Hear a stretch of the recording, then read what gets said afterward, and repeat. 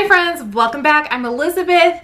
Thank you for joining me for another video about the Term Healthy Mama plan. So today we're talking about fuel pulls and what is a fuel pull meal and what a full day of fuel pull eating would look like. So we're going off of this book right here. If you don't have this book, I highly recommend getting it. I'm going to explain it to you, but it is always best and helpful to have this reference on hand, read it if you will, because it's really helpful and it's really great. So there's a whole chapter on fuel pulls in here, and we're going to go over what it looks like. So basically you can do a meal that's just a fuel pull meal, or you can do a full day of fuel pull eating, which is just all meals that are fuel pull. And you can also do a fuel pull cycle, which is a 2-week cycle, and it's not actually all fuel pull days. It's a whole eating cycle, but we're not going to go into that on this video. It's going to get its own video explaining because it's a little more in depth than I want to do for just this video. So today we're just talking about what a fuel pull meal is, and then obviously if you want to do a full day of fuel pull eating, you would just have all fuel pull meals. So what is a fuel pull? You're basically pulling back on your primary fuels. You still have your protein in there, but you're pulling back on your fats and your carbs. So it's going to look like this on a seesaw. I'm going to go ahead and throw up a picture for you what they have in the book of what it looks like. You can see how both fats and carbs are lowered because they're pulled back a lot. And so on these days, it's going to be probably a little bit less calorie of a day. It's a little bit more restricted eating in the options of what you can have. So the point is to kind of rev up your metabolism, to change things up, to keep your metabolism guessing. And so when you kind of pull back on your main stuff for just a day like that, or even just a meal here and there like that, it really shakes things up a bit so your body can recognize, oh, you're keeping us guessing. And so it's a good and healthy option to just keep the weight loss coming off. I am going to be doing some days of eating so that you'll see what it looks like. So be checking those days and join me for those. And I also am doing weight loss updates every week to kind of show you how the fuel pull is affecting it, and is it effective? Does it work? So we're going to be checking that out together this next month on how it works for me. So I thought I would explain it in this video. Basically what it looks like is that you're also limiting your protein on this. So in each meal, you can have about 3 to 4 ounces of protein. The point of this is to be a little bit lower calorie and to be a little bit more restricted, but it doesn't mean that you need to be like super hungry or starve all day. You definitely should eat until you're full. But because it is pulled back on a lot of things, and because you're only having 3 to 4 ounces of protein in the meal, you can be a little bit hungrier on these days than you would maybe on a typical day. And that's okay. It's telling your metabolism and changing it up a little bit, and that's okay. You shouldn't be uncomfortable though.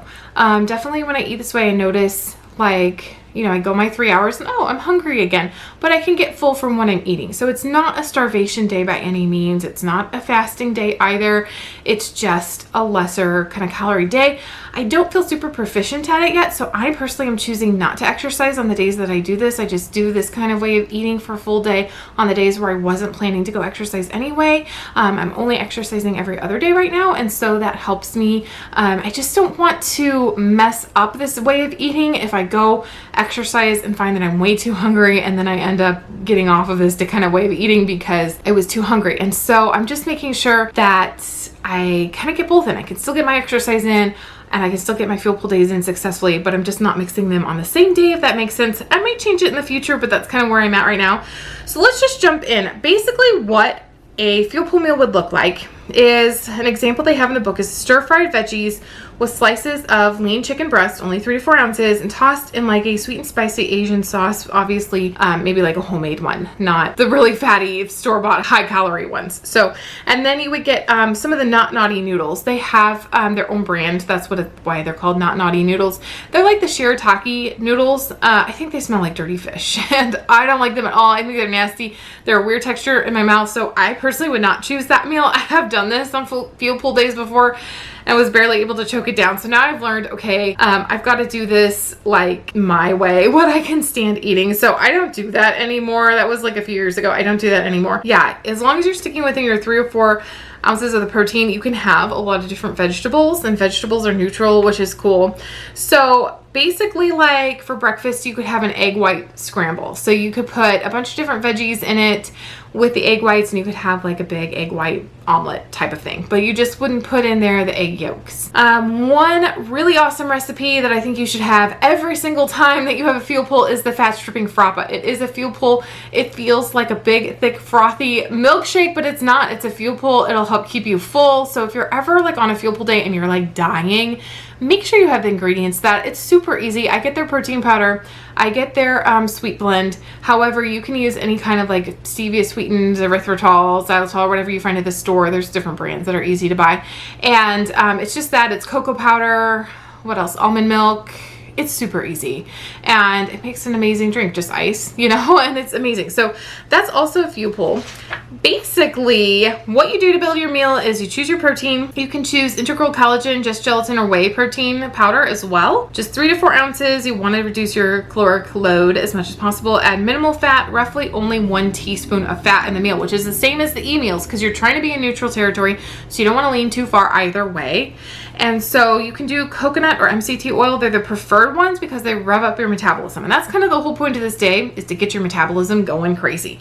So you can also have generous amounts of non-starchy vegetables. So any kind of non-starchy veggie, optional lean dairy, or moderate amounts of berries. So I definitely still had berries on this, but just you don't want to go crazy eating way too many berries because then your carb count's going to get too high. We talked about breakfast, what it could look like, all your big egg white scrambles. So when I did an eat with me day of this, and I basically just followed this recipe plan in the book. And so you can have light Laughing Cow cheese wedges if you're eating that. Put that in your omelet. And I did a bunch of different vegetables. They list mushrooms, summer squash, zucchini, onions, tomatoes, peppers, spinach. And I actually had all of those on hand. So I made a beautiful omelet with all of those in it, and it was perfectly fine. For lunch, you can have either a sandwich or a wrap made with some of their fuel pull breads, like Swiss bread or Wonder Wraps. They're in the original Trim Healthy Mama cookbook, the one that you see me on this channel all the time that's spiral bound. I don't have it out with me right now, I'm sorry. But it was the very first cookbook they came out with. Not the big 500-page book, but their actual cookbook. So there's different breads and stuff in that cookbook that you can get that have fuel pull options. Also, if you want to buy Joseph's pitas are a fuel pull, and so they can work for either meal setting, and so they also work for fuel pull. You can put any kind of like lean meats in there, tuna, non-starchy veggies, tomatoes, cucumbers, lettuce, onions. You can put a smear of mustard in there. You can put like the tiniest hint of mayo if you want to, like just a taste, no more than like a teaspoon. And if you want to combine that with like Greek yogurt, you can, and just to have the flavor in there, but to have a little bit more, make it a little juicier, I guess, you know, with the Greek yogurt in there, so it's not as dry. They say you can have horseradish sauce, or you can do like just a spritz of extra virgin olive oil and a drizzle of vinegar. So you can have any vinegars that you want on this. So I did a salad and I put a lot of balsamic vinegar on it. I didn't have anything to spritz. Like you almost need like one of those, yeah, like a little spray bottle with your olive oil in there, and you could just do a spritz. If you dump it like normal, then you're gonna end up with too much on there. So yeah, you just want to do one little spritz and like just to get everything like moist, right? And so that's what lunch can look like. What I'm curious about is there's the cloud bread, and I did not go into the book and see how their Swiss bread or their Wonder Wraps are different than the cloud bread that's going around YouTube and is popular right now. I'm not sure of the difference, but I think they're probably really similar. They're made with egg whites, both of them. All of this is made with egg whites. So I'm curious how, look for some upcoming videos. Maybe we'll make some of those different breads together and kind of compare, because I want to find the one that I like the best, you know, that's like the most like normal bread. So we'll see about that. And then for dinner, they give an example of citrus baked tilapia with wilted greens and tomatoes. And then you can fill it further with a fat stripping frappa. They had a salted caramel variety. I don't have any of the caramel extract on hand right now, so I just made the normal one. And I had salmon instead of tilapia. I would much rather have that. Tilapia is a little, and it's usually like farm raised, and I get the wild caught salmon, so I feel a little bit better about that. But yeah, you can have salmon on this too. So let's go over exactly what you can have on here. You're still going to be having the roughly 3 hours in between that you eat. And one good option for a snack too, you can have Greek yogurt. You can have the non-fat Greek yogurt on this. So that's really good. I had that with some berries, and if you need to sweeten it up, you can put some stevia in it. So it's super good. Some of their desserts they list are the tummy tucking ice cream, cottage berry whip, butterfly wings cake, and different puddings. All of those are in the original Trim Healthy Mama cookbook, which is super fun. I did try the pudding. The pudding is great. I say pudding because People are gonna think, what on earth is she talking about? You can have pudding on this? Yeah, you can, but you're making it at home, and it's with that stuff called glucosamine. So you need to get yourself a bag of Gluki. You can go on their website and you can do that. It's the easiest place to find it. But it thickens things up into a pudding consistency. So the only things you're putting in there is a sweetener, cocoa powder, and almond milk, and everything is like neutral. So it makes this huge amount, way more than you would ever possibly eat in one sitting. And you can have that until you're full. And yeah, it's neutral. So that's super great. There's probably is a quantity limit. We would have to look into the cookbook to see how much you have when you make it. But let's read everything that you can have in a fuel pool setting so you guys can know. It's kind of a long list. So let's try to go fast. So for proteins, you can have 3 to 4 ounces of chicken breast, tuna packed in water, salmon. Wild caught is better. You can get farm raised kind, but make sure you look for ones that are 5 grams of fat or less. Other fish, as long as they're not fried, you can have venison, turkey breast, lean ground turkey or chicken, and lean deli meats. Any natural brands obviously are best. Or you can have ground meats with higher levels of fat as long as they've been browned and drained and then rinsed off with really hot water, and then still in just the 4-ounce portion. So those are your meats that you can have to build your meal.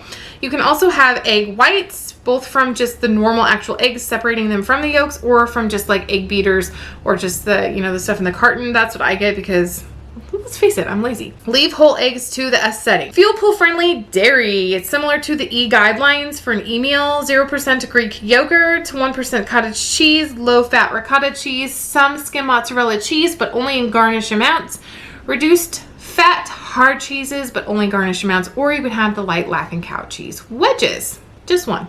Fuel pool friendly veggies are similar to S meals. You can be liberal with all the non-starchy veggies that you want, which would include things like asparagus, broccoli, cabbage, cauliflower, cucumber, eggplant, mushrooms, jicama, okra, tomatoes, yellow squash, zucchini, sugar snap peas, onions, green onions, leeks, parsley, all leafy greens, solid stuff, radishes, spaghetti, squash, pumpkin, chestnuts, and baby Chinese corn. They say there's many, many more, so that's just a few of the options. Limit the butternut and the acorn squash to only half-cup amounts in a fuel pool. Kind of the same as blueberries, just a half-cup amount. And just so my family knows, I used to pronounce jicama as jicama because that's how it's spelled. Don't make fun of me. Don't make fun of me in the comments. But just for my family who makes fun of me because I mispronounce words, I did it right in this video, you guys, so you can be proud of me. Okay, moving on. Fuel pool friendly fruits. They're similar to S meals. You can have 1 cup of all kinds of berries, except for blueberries is a half of a cup. All other fruits should be avoided except for lemons and limes.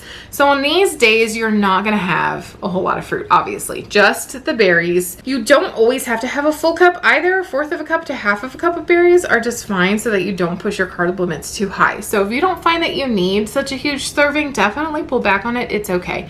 But you can have up to that amount if you're hungry and you feel like you need to. They're really good in yogurt.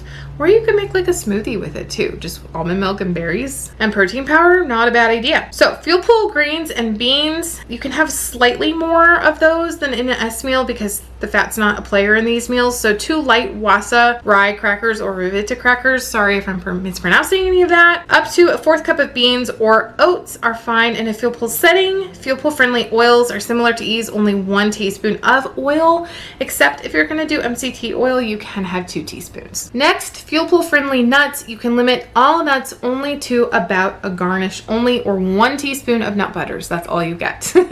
1 teaspoon of nut butters.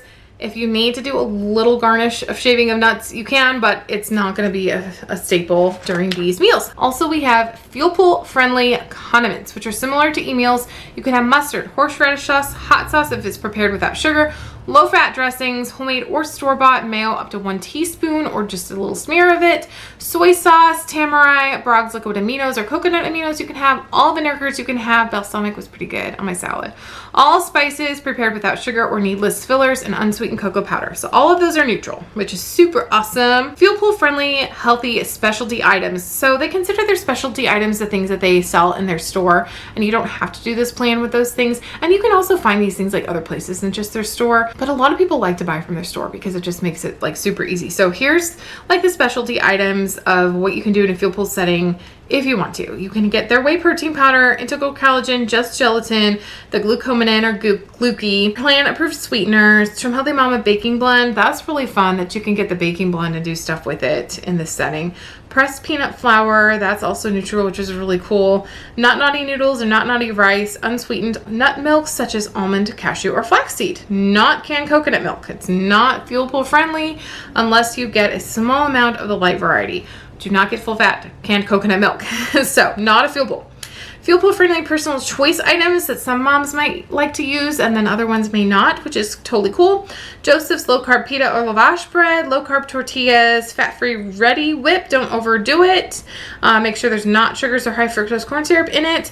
Laughing Cow cheese wedges, the light kind, or light progressive soups, anything excluding the cream of versions. So if you have any that are not cream of whatever, then you can have the light kind of progressive soups on this. So sometimes it's nice to be able to have some options of something store-bought like that. Like if you need just a quick can of soup and you did not have time to make like a lot of things, I'm kind of excited to have that option, especially for this winter. A lot of these foods I've made, I noticed like it's like cooler foods. like yes, the egg scramble in the morning is hot. It cools off kind of fast with the veggies. But like a salad is cool, you know, with tuna on it or something, it's just cooler.